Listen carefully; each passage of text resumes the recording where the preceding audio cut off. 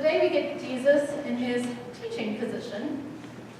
So I thought we would talk a little bit about teachers.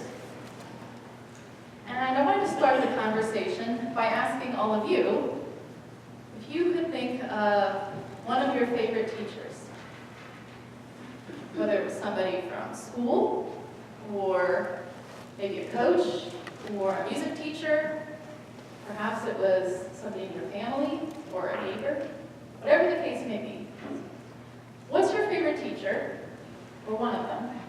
And what was a powerful lesson that that person taught you? So we're gonna share.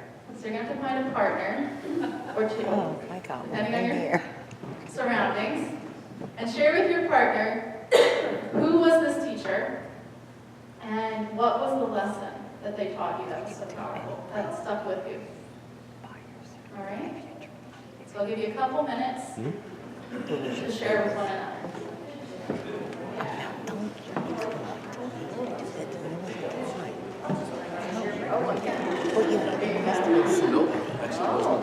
One of your coaches, your little league coach.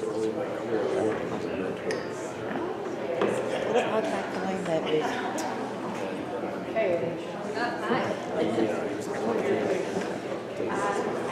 I had an assignment from First was supposed to make instruction sheets for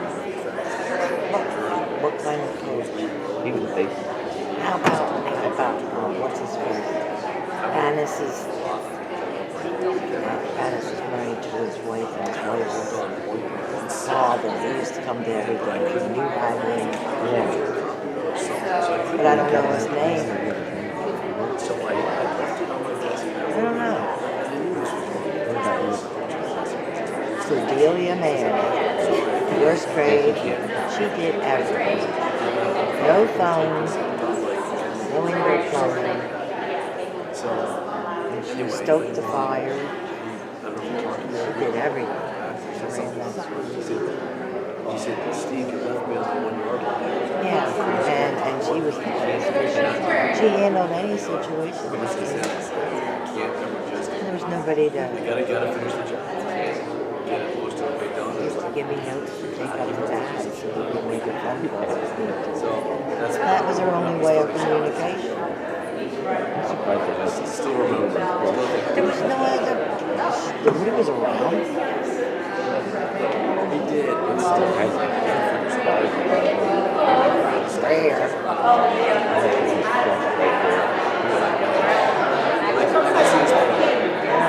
Only not the dilly down. Watch the thing and back here. All right, let's go back together now. Back to And was that a little league coach you? Yeah. Little league or? Would anybody like to share what they shared with their partner? Connie Mack. Not required, not required. There wasn't. But we do partners. Sometimes people like to share with just one person as opposed to the big crowd. Is there anyone who would like to share? What did you Jeff. coach you?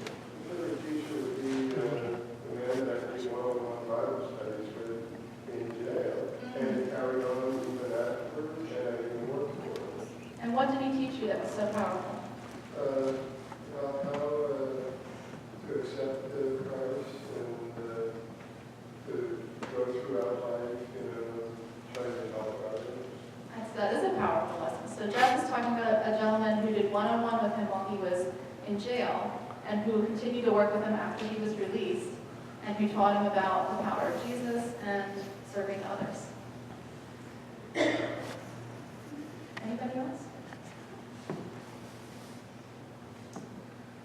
Very reticent today.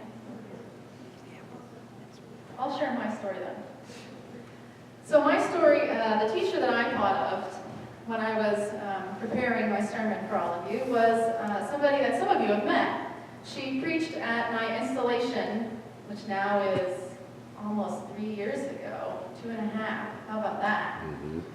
How about that? And her name is Kelly Denton Borhoff, and she's a professor who serves at Moravian College. And she teaches religion there. And she taught me a lot of powerful lessons, including what feminism really is, She taught me about what it means to be able to live into your calling regardless of what the world might expect you to do based on your gender, male or female. And she also taught me about reading the Bible critically, how to look beyond the story to what the author might have been intending for the original audience, what the genre meant about the message. But one of the most powerful things she taught me really didn't have anything at all to do with religion. And when to tell you about this lesson, I have to tell you the context of when I met her, which is I started college, and I was initially going to double major in music composition and English composition. So I was going to spend a lot of time writing music and writing words. And I did one semester of that, a very ambitious program that I set up for myself. And I realized it wasn't what I wanted to do. I spent so much time by myself, writing, practicing, that I really didn't have any time to be with people. And I didn't feel that I was following what God's call was. So I dropped both majors and was really kind of disappointed in myself that I hadn't lived up to the expectations that I set. And I could tell that my teachers, when I went around and told them that I wouldn't be taking classes with them in the spring and that I was going to do a whole different program, that they were also kind of confused and disappointed because I had been doing well. And so it was at this point that I took a class with Kelly for the first time. And I remember meeting with her in her office for an essay. We were going to talk about an essay. And she just started asking me general questions about who I was and what I hoped for, what my passions were. And at the end of the conversation, I forget what she exactly said. She conveyed to me that my future was full of hope and that I had so many things going for me. And she was so impressed by my intelligence and my passion. And it was a powerful lesson for me in that moment because I felt like I just let everybody down and that I was kind of past the point of no return in terms of fulfilling what I had wanted to fulfill. And she revealed to me that I had all of this potential and that really I could do anything. I was just starting my journey into my adult life and I had lots of talents and gifts to offer, even if I wasn't doing with them what I had initially planned. And this is kind of where both of the people in our stories are today. So we have James and John and Peter in the first reading, who aren't yet disciples, they're still just fishermen. And they've been out all night fishing. So that's when you fish. And they didn't catch anything. So that's not just a disappointment in terms of their ego. That might mean that they won't eat because they haven't made enough money. They haven't made any money.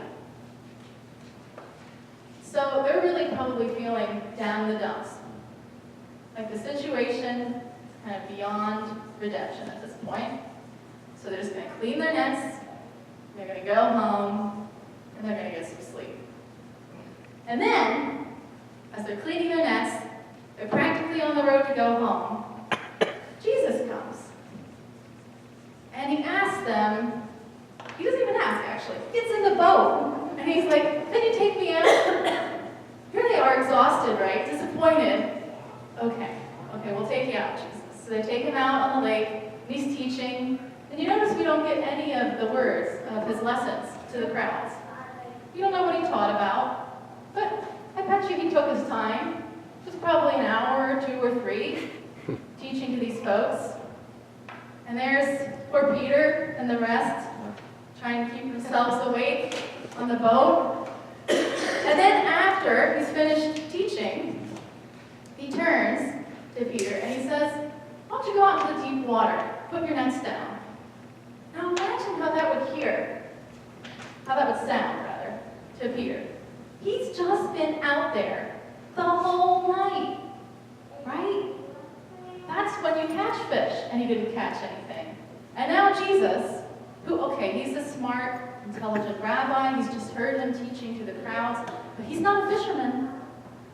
What does Jesus know about getting fish, right? Lord, we were just out on the lake, and we caught nothing. But if you say so, we'll go back out, and we'll try again. And so they do. And what happens? Tons of fish. So many, their nets are breaking. And then when they call to their partners, the boats are sinking. That's a big turnaround. And then there's Paul. Now, Paul is recalling his call story. And Paul, if you remember, we read about him a couple weeks ago when he was still Saul and he held the coats while they stoned Stephen. And Saul, who's going to become Paul, right? Saul is on the road to do some arrests. He's been persecuting those who've been following Jesus. He's full of excitement and vigor because he's going to go ask for a permit so that he can arrest some more people. He's really doing the work of God, preserving the holy people. He's rubbing out these upstarts. And when he's on the road, God, Jesus, comes to him in a vision,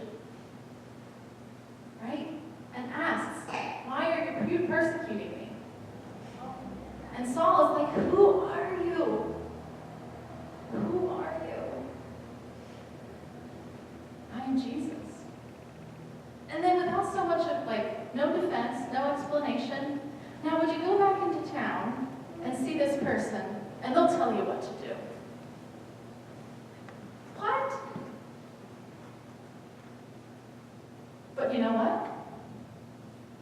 He does. That's what Saul does. Puts him in a bit of a pickle because nobody else saw that vision, and they're still assuming that he's coming to persecute them. Right? Who would think that a guy who was literally killing people in the church would then become an apostle who is almost the author of half of the New Testament that we now have and read? There's a turnaround.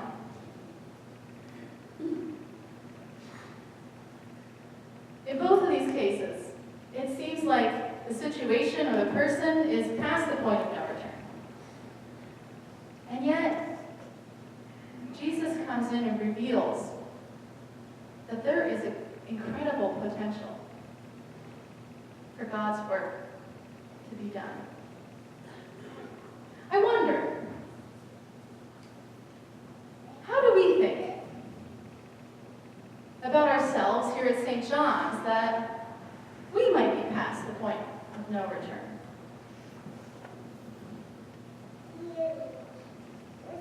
Perhaps we think, we're just folks of modest financial needs. Nobody's rich here. Nobody's making millions. And we're kind of in a tough spot financially as a congregation. Are we past the point of no return? Or maybe we look around and we see that most of the folks are wiser in years, right? And we go, gosh, we don't even have Sunday school. Are we past the point of no return to get young people, more young families? I'm not saying it's illogical, but if we buy into it, we're giving short shrift to the power of God, especially God's grace. Because we just saw in these stories what it's capable of. Taking situations that seemingly are hopeless and turning them around, transforming them. And if God can do it then, it's logical God can do it now, right? But it's natural to have mean, do we blame Peter for saying to Jesus, "Are you kidding me? You want me to go back out on that lake? Done that 1,000 times before, Pastor. We've done this before. It didn't work. Why should we try it again?" Maybe this time. Maybe this time. Or maybe there's a group of people that we really think are just outside of our reach. How could we ever reach these folks? And yet, if we just change our perspective, we might see that they are just the people that we need.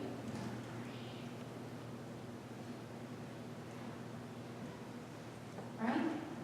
Sometimes it involves doing things that seem illogical. Seeing people differently than the way we usually see them.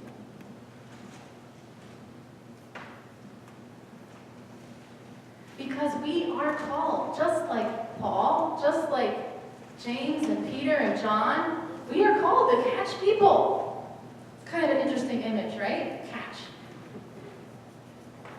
Think of it this way. We're called to capture their attention, to capture their imagination. We're called to catch them when they fall, because life has given them hard circumstances. We're called to catch them by surprise, with God's love, in a world full of judgment. We're called to catch people. And God has the power to use us for that very task. Yes, us! The people of modest means, who are wiser in years. God can use us to do that work. Because that grace that gives us strength